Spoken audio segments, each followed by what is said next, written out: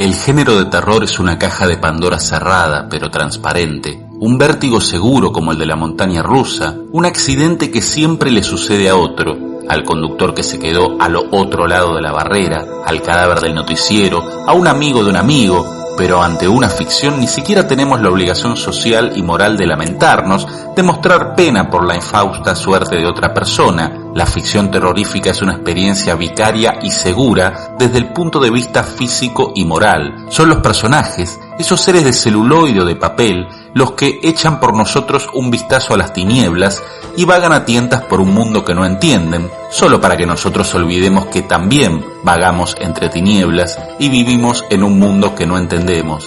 Pero al fin nos olvidamos que en nuestro mundo también está lleno de horror. Ahora solo está la pantalla, el sillón, los pochoclos o el helado. Y qué maligno, qué inconfesable confort sentimos cuando lo peor les pasa a ellos, a los de la pantalla o el libro, y no a nosotros. Cuánto nos calma saber que, ante cualquier zozobra, siempre podremos apagar la TV o salir del cine, siempre podemos pedir que paren la montaña rusa. Y sin embargo, ese paradójico confort solo funciona si sufrimos un poco, si morimos un poco, si abandonamos nuestro yo temporalmente y lo depositamos en aquel o aquella que está allá, jugándose el pellejo en ese otro mundo. El género de terror nos ayuda a ensayar la muerte. Es una pequeña muerte como la del orgasmo, es un orgasmo al revés, un éxtasis oscuro, y nosotros seguimos siendo aquellos griegos del teatro extasiados ante Edipo que se arranca los ojos. Y somos como Odiseo o Ulises, que se ató al mástil porque no quería acudir al llamado de las sirenas, pero que no se tapó los oídos porque no quería dejar de oír ese mismo canto, ese llamado, por peligroso que fuera, o, mejor dicho, no quería dejar de oír ese canto justamente por lo peligroso que era. Queremos que la puerta del terror permanezca cerrada, sí, pero también queremos que nos dejen espiar por la cerradura. Hoy hablamos de El Exorcista, es decir, hoy hablamos del terror.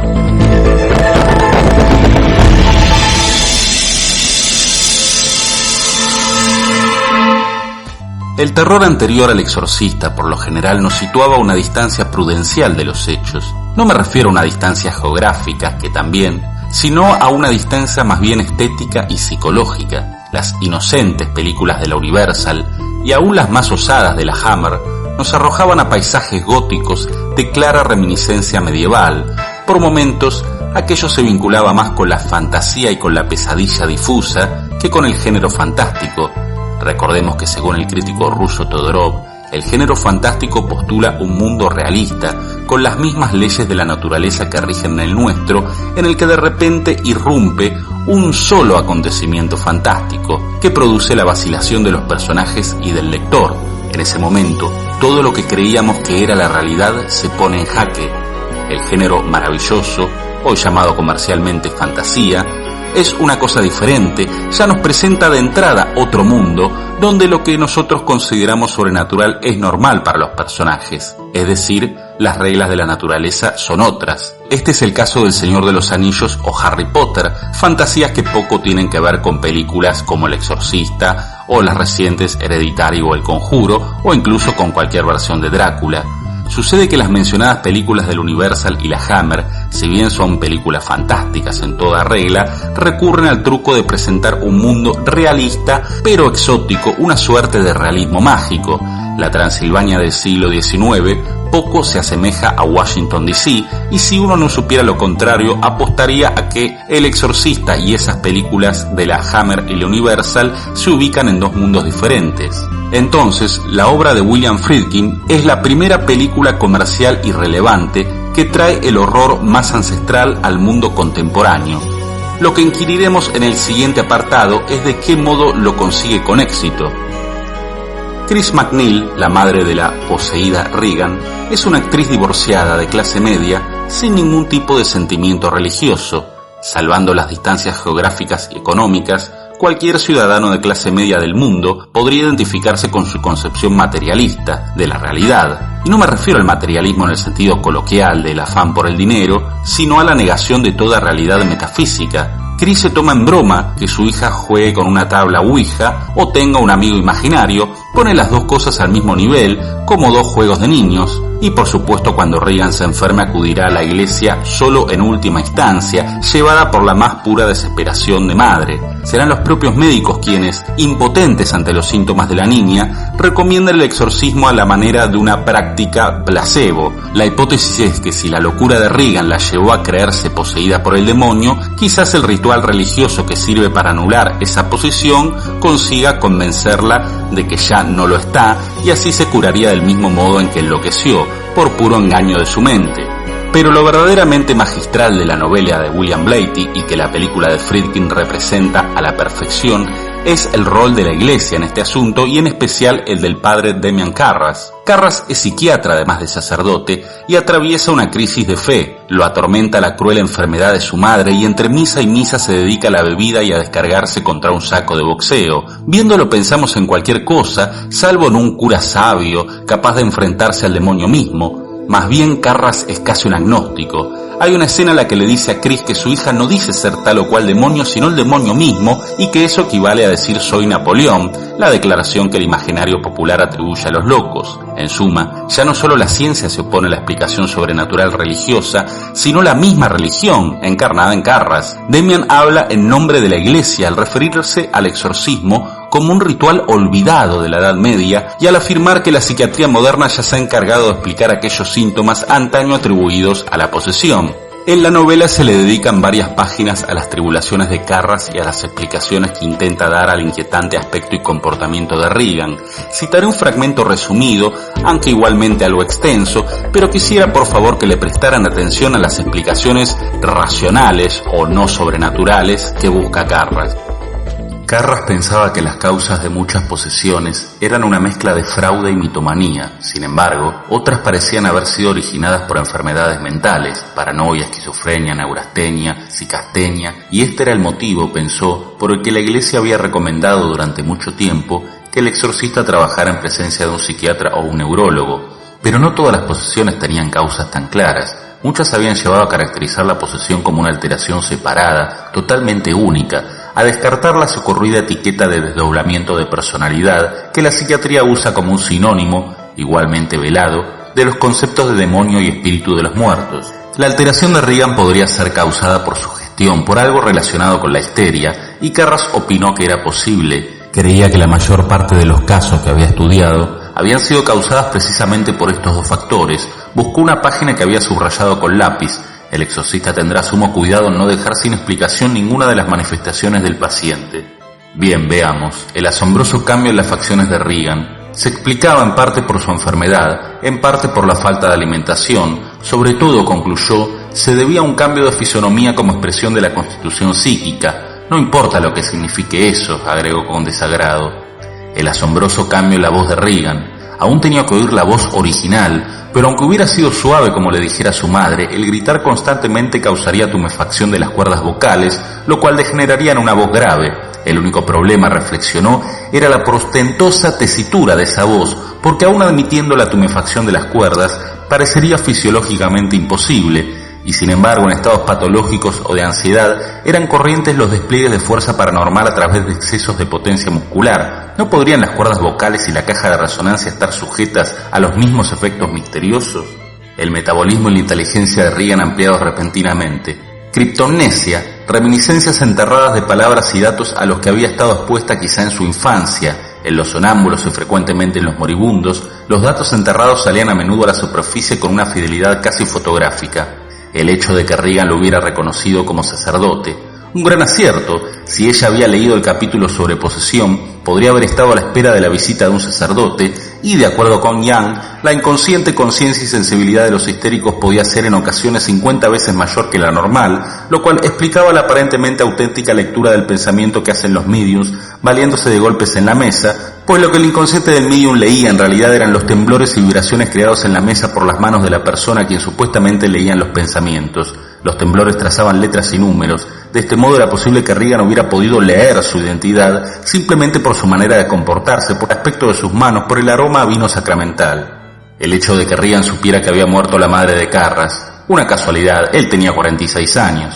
La precocidad intelectual de Reagan. Al observar personalmente un caso de múltiple personalidad que incluía fenómenos ocultos, el psiquiatra Young había llegado a la conclusión de que en los casos de sonambulismo histérico no solo se incrementaban las percepciones inconscientes, sino también el funcionamiento del intelecto, ya que la nueva personalidad en el caso en cuestión parecería mucho más inteligente que la primera, y sin embargo Carras estaba desconcertado. El mero hecho de describir el fenómeno, ¿lo explicaba? William Peter Blatty se arriesga incluso a aburrirnos con tal manera de datos, igual que yo al citar un párrafo tan extenso en este video. Sin embargo, aquí es donde reside la mayor de las genialidades en lo que concierne a la verosimilitud. Les pedí que prestaran atención a las explicaciones supuestamente racionales que el cura se propone a sí mismo, y ahora les pregunto, ¿no les suenan acaso más extravagantes, imposibles y hasta barrocas que la simple y elegante posesión demoníaca? Tan desesperado está Carras por negar la existencia del demonio y junto a ella su fe, que es capaz de tolerar una palabra como criptomnesia. Al final, para justificar que Reagan adivinara la reciente muerte de su madre, Carras recurre a la casualidad, lo que implica lanzar directamente por la borda el método científico. Más allá de su duda al final del fragmento, este cura cree menos que el propio espectador y sus explicaciones resultan tan rebuscadas, implican tantas casualidades y tal rejunte de insólitas patologías que nosotros, por escépticos que seamos, nos cambiamos de bando y deseamos gritarle a Carras que se deje de tonterías y vaya a oficiar el exorcismo.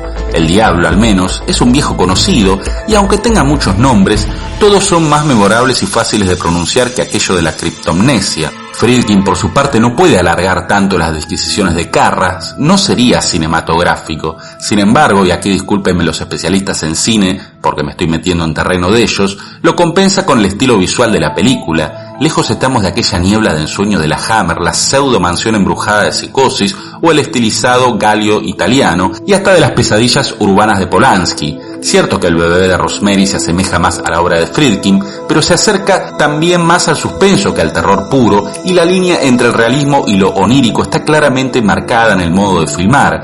El Exorcista es una película muy contenida en su desarrollo y las escenas fantasmales, por así llamarlas, son breves, en ocasiones casi subliminales. Predomina la iluminación naturalista, la cámara sosegada, sin estridencias, los diálogos carentes de altisonancia. Incluso el prólogo con el padre Merrin en Irak es relativamente austero. Esta estructura de tensión bebe de la narrativa de los años 70 y a la vez influye en ella, este crescendo constante, y por supuesto también dejará un listón demasiado alto para el cine de terror por venir, igual que El Padrino hizo en la misma década con el cine sobre gángsters.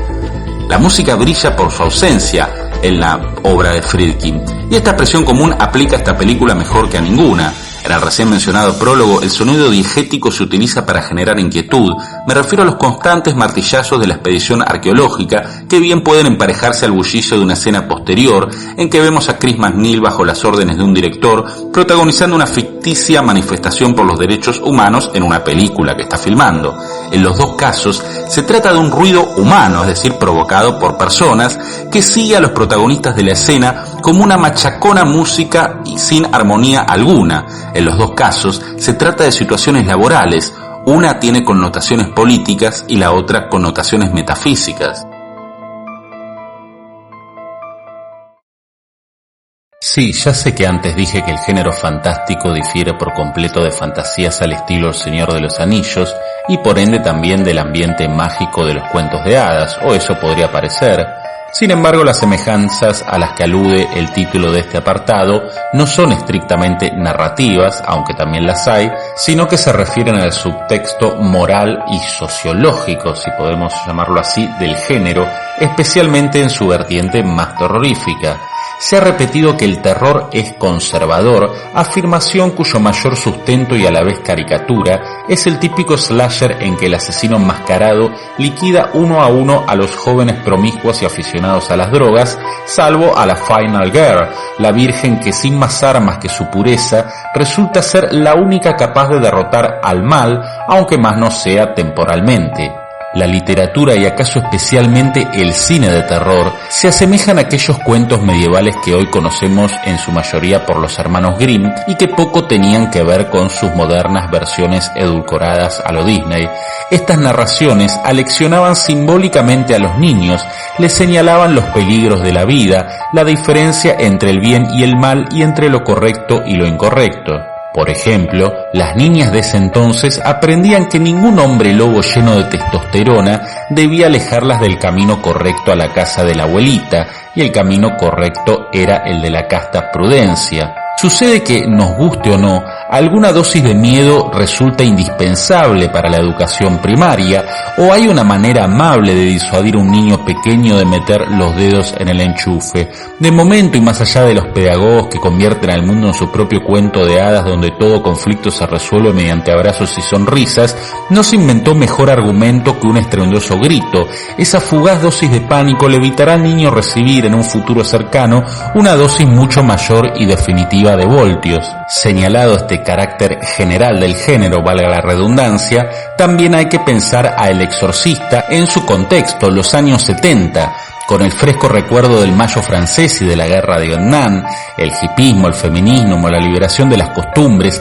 En esta década aparecen películas como The Wicker Man, mucho más directa en su discurso, al contraponer a un fanático religioso y a unos fanáticos de una secta New Age. El mismo año que El Exorcista aparece también la primera gran película de David Cronenberg, Shivers, que expone de un modo igual de directo el lado oscuro de la liberación sexual, rumbo que el canadiense seguirá con Rabia del 77 y llevará su culmen con la estupenda The Brood de 1979. Los ejemplos, por supuesto, podrían multiplicarse. Pero volvamos al Exorcista, en concreto a la escena de la película dentro de la película, la manifestación estudiantil que Chris MacNeil escenifica bajo las órdenes de un director. Esa manifestación o revuelta no se nos muestra azarosamente. Tampoco es casual que Chris esté divorciada, y mucho menos que discuta por teléfono con su ex esposo cuando él le dice que no podrá asistir al cumpleaños de su hija. El padre de Regan está ausente en la película y en la novela, y estar ausente no es lo mismo que no estar. Su ausencia se señala sin subrayados pero con claridad absoluta. De hecho, los psicólogos a los que visita Regan mencionan al divorcio como posible desencadenante de la enfermedad mental. El mensaje es claro: ante la ausencia de la figura paterna, hay otro que aprovecha para meterse en casa, como el lobo feroz en el cuarto de la abuelita. Si el padre no está, el diablo se mete entre las sábanas, incluso entre las piernas de la puber Regan, que en una famosa escena se masturba con un crucifijo. Y todo sucede en una respetable casa de Washington D.C. y en una familia de clase alta. Y por si esto no nos queda claro, más o menos a la 1:25 de la versión extendida de la película, justo después de la también famosa escena del vómito verde, aparece en la pared una imagen de Caperucita y el lobo. Eran tiempos en que los adultos estaban desorientados y los padres no sabían lo que estaba haciendo la cochina de su hija. El demonio, sin embargo, lo sabía muy bien.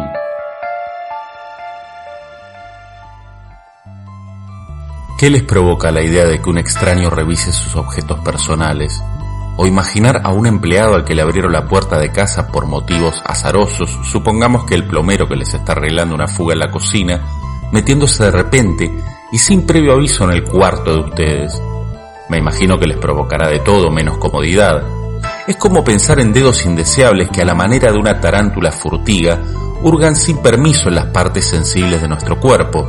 Sucede que si bien la casa entera es íntima a nosotros, nuestro cuarto, el lugar en que dormimos y soñamos y tenemos sexo, es casi una extensión de nuestra anatomía.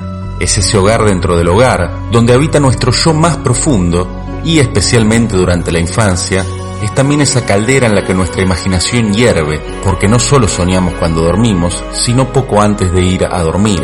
En nuestro cuarto nos aterraba la oscuridad.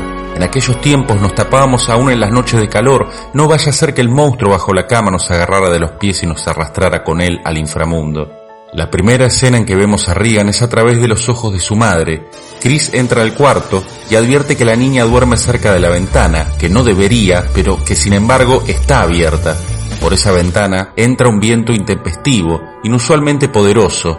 Pazuzu, el demonio que se nombra en la novela, aunque no en la película, ese ídolo de piedra con que Merrin se enfrenta en el prólogo, es el rey de los demonios del viento, de la mitología sumeria, siria y acadia, el demonio que trae tormentas, el demonio de las plagas, de las pestes, del delirio. Y el viento entrando por la ventana nos indica con sutileza lo que decíamos antes: el padre sale por la puerta y el demonio se mete por la ventana, como un amante nocturno. Al otro día y en la siguiente escena, Chris le dice a Carl, uno de sus empleados, que en el ático hay ratas. Las ratas son portadoras de la peste, símbolo que se explota también en el Nosferatu de Herzog.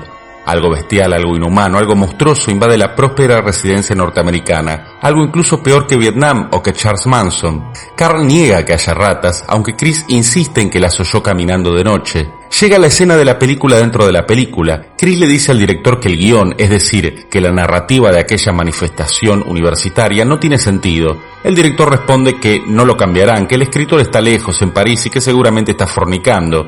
Chris se ríe. La alusión a la fornicación tampoco es gratuita.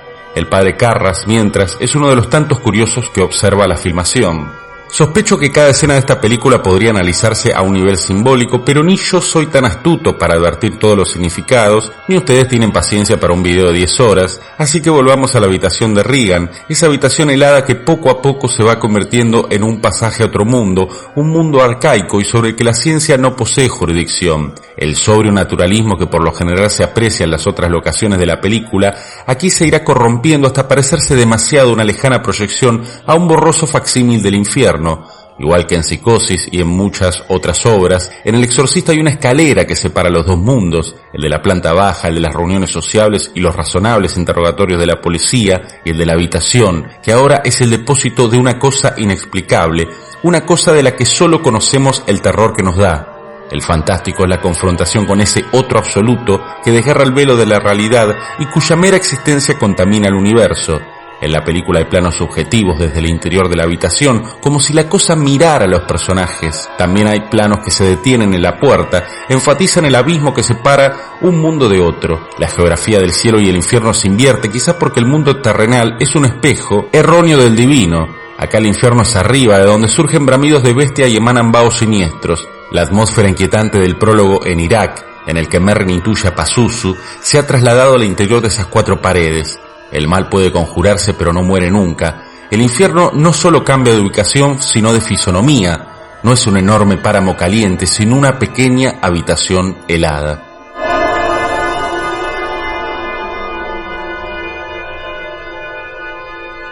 Hay al menos 2 escenas que ilustran a la perfección el título de este apartado. La primera en el prólogo, Merrin frente a frente con la efigie de Pazuzu, el demonio del viento, y el viento justamente que sopla con ominosa vehemencia, ese mismo viento que en la escena siguiente entrará por la ventana abierta de Regan McNeil. En este prólogo Merrin ya se había encontrado a Pazuzu en otra efigie, una piedra labrada que desentierra de lo más hondo de aquella región, que es también la hondonada de la historia humana y del hombre mismo, aquello arcaico, maligno, indestructible, que persiste aunque no lo querramos ver. Una vez ante la estatua, la expresión de Merrin lo dice todo, y en la novela de Blatty también se enfatiza este momento.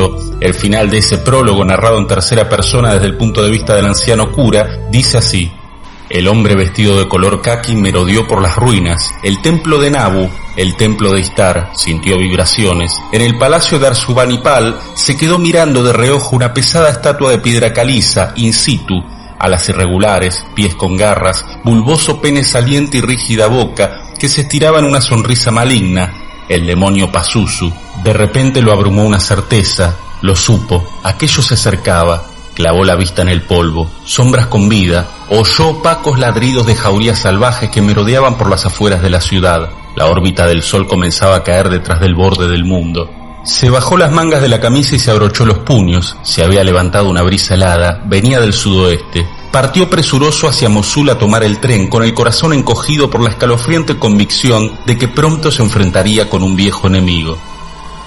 La segunda escena a la que me refiero es una de las más famosas, el viaje de Merrin y la espera de Pazuzu, que antes ha reclamado por su enemigo y ahora, ansioso, percibe que él está llegando. Hay una elipsis entre el momento en que Merrin recibe la carta del Vaticano, convocándolo para el exorcismo, y su arribo a la casa. Friedkin magistralmente intercala el resumidísimo viaje del cura con la mirada de la posesa Regan, un plano directo a los ojos que bien podría haber filmado Sergio Leone. Sucede, señoras y señores, que estuvimos viendo desde el principio, entre muchas otras cosas, un western de terror, la historia de un duelo y de una venganza. Otra de mis escenas favoritas viene justo después, cuando Merrin llega a la casa de los McNeil. El experimentado cura le pide a Karras los elementos necesarios para el ritual y afirma que deben empezar de inmediato. Karras le pregunta si quiere escuchar los antecedentes del caso de Regan y Merrin responde ¿para qué? Chris McNeil le sirve un café a Merrin y le pregunta si quiere acompañarlo con brandy. Merrin responde: mis médicos me lo prohibirían, pero gracias a Dios no están aquí. Es un chiste y puede parecer superfluo, sin embargo, indica el estoicismo, la entereza del personaje, que se permite esos comentarios en una situación que sería tan inquietante para cualquier otro. Y antes de entrar en el infierno helado de la habitación, un diálogo maravilloso, otro más, entre los dos curas. Creo que ayudaría si le doy un antecedente de las diferentes personalidades que se han manifestado. Hasta ahora parece ser que son 3. Está convencida de Solo que es... hay uno. Merrin y Carras suben la escalera. En la novela, Blatty narra la escena desde el punto de vista de Chris MacNeil y de Sharon, su empleada. Arriba, junto a la puerta del dormitorio, Sharon y Chris esperaban tensas. Estaban envueltas en gruesos jerseys y chaquetas. Al oír el ruido de una puerta que se abría, se volvieron, miraron abajo y vieron que Carras y Merrin venían por el vestíbulo hacia la escalera en solemne procesión. Altos, qué altos son, pensó Chris, y Carras con su oscura y afilada cara destacando sobre la blancura del roquete. Al verlo subir con paso firme, Chris se sintió profunda y extrañamente conmovida. Aquí viene mi hermano mayor a volarte la tapa de los sesos, cretino, pensó. Había mucho de eso, el corazón le latía con fuerza. Aquí no hay matices, es un combate entre el bien y el mal, y cada uno de los dos héroes tiene su talón de Aquiles, Merrin su salud física y Carras su salud espiritual, por llamarla así. El cura borrachín terminará de recuperar su fe cuando el poder del enemigo no le deje dudas sobre la naturaleza de ese mismo enemigo, sobre aquello a lo que enfrenta, esa cosa que se encuentra mucho más allá de las enfermedades mentales y de lo que puede soñar la ciencia del hombre, y así con su fe recuperada se sacrificará para vencer al demonio. Es curioso que termine venciéndolo a golpes, recurriendo más a sus artes de boxeador que a su oficio de cura, quizá porque el espíritu de un hombre se manifiesta en las acciones de su cuerpo, o quizás porque, aunque no sea políticamente correcto decirlo, a menudo no podemos enfrentar a la violencia con otra cosa que no sea más violencia, y Carras termina invitando al demonio a entrar en él, y se cumple esa famosa advertencia de Nietzsche: si miras al abismo, el abismo mira dentro tuyo. Si luchas contra monstruos, puede que te termines convirtiendo en monstruo. Y así todo, después de ver a Carras rodar por las famosísimas escaleras, las escaleras que ahora van hacia abajo, a lo que en este orden invertido vendría a ser algo semejante al cielo, nosotros queremos imaginar que antes de su aliento último, y mientras recibe la extremounción, Carras habrá obtenido esa paz que anhelaba tanto.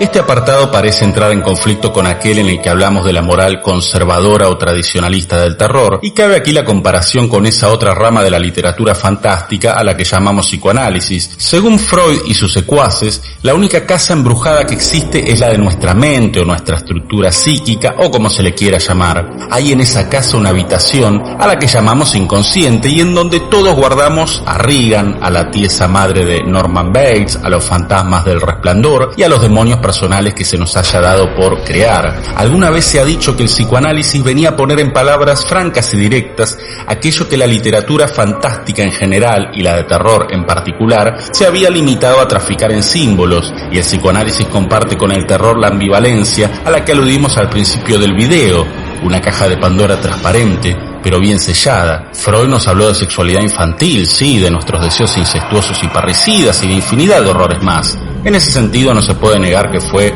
una especie de transgresor, pero al mismo tiempo y al contrario que muchos de sus discípulos, Freud nos aseguró que la represión era necesaria, un mal necesario, que no podríamos vivir en sociedad si liberáramos esos impulsos que llevamos dentro. Fue un padre castrador que siempre reclamó para sí los respetos debidos a un hombre de ciencia y que expresó sus monstruosidades en un lenguaje victoriano. O miren la película Freud, Pasión Secreta de John Huston. Si eso no es una película de miedo, yo no sé lo que es. El género de terror, en cambio, nos educa de un modo diferente al psicoanálisis o incluso a la filosofía. No nos limita la libertad. Al contrario, nos invita a recrearnos en su ejercicio hasta la náusea, hasta más allá del límite. Es una voz obscena y verdaderamente transgresora. Es una voz como la de Pazuzu, la madre de Norman, una voz de una dulzura siniestra. ¿Sucede acaso que nada estimula más el deseo que la prohibición? Y por eso la película y el libro de terror recurren a otra estrategia. Nos combinan a que metamos los dedos en el enchufe con la esperanza de que advirtamos que esa orden debe entenderse al revés. Y, en el mientras tanto, se ríen de nuestra vacilación inquieta. Al fin y al cabo, la electricidad puede ser emocionante, y la muerte también. A menudo se sostiene la ingenua creencia de que el ser humano nace con una serie de deseos que la represión de la cultura y de la civilización viene a ahogar. Sin embargo, como dijo Pessoa, la desnudez solo es apreciada por las razas que andan vestidas. Las sociedades tribales no erotizan el cuerpo, porque es absolutamente natural para ellos andar desnudos. Pero nosotros sí, nosotros ocultamos el cuerpo para poder desearlo, para soñar con esa carne ajena bajo la ropa. La represión no es un mecanismo para ahogar el deseo, sino la condición indispensable para que el deseo exista. Por eso hay en la voz de Pazuzu, de Mamá Bates y de tantos monstruos del cine y de la literatura una mezcla de rigor y de risa, de un padre tiránico que se emborrachó y no se toma tan en serio a sí mismo ni a su propia autoridad, un padre que repite el sí para causar el no, pero a veces también procede de modo opuesto, un padre que cree en la pedagogía del látigo, que nos rasga la carne hasta que amemos el frío de la villa y el rigor del cuero, y que sabe complacer a nuestro masoquismo, pero que a veces también nos acaricia para que bajemos la guardia, porque si fuese del todo predecible, no sería del todo terrorífico, ni del todo excitante. El género de terror transgrede cuando sale del libro o de la pantalla, cuando no se contiene a la hora de convertirse en una pequeña muestra de esa liberación que tanto creemos desear y que tan bien creemos que nos va a hacer. Y ahí se retuercen los clichés contemporáneos, la apertura mental, aparece como un cura sin fe y un hombre roto, la liberalidad es un padre ausente, una madre cool y jovial, y la expresiva sexualidad de una niña que se masturba con un crucifijo y da vueltas la cabeza. Esa es la verdadera cara del tan manido mandato de soltarnos, de no reprimirnos, el paradójico imperativo de nuestra época llevado a su máxima y más oscura expresión. El terror nos enseña que la libertad absoluta no se distingue del mal absoluto, nos enseña que la puerta del deseo nunca debe abrirse del todo, una lección que cada vez tendemos más a olvidar, mientras hoy, en pleno 2019, caminamos por el Valle de las Sombras.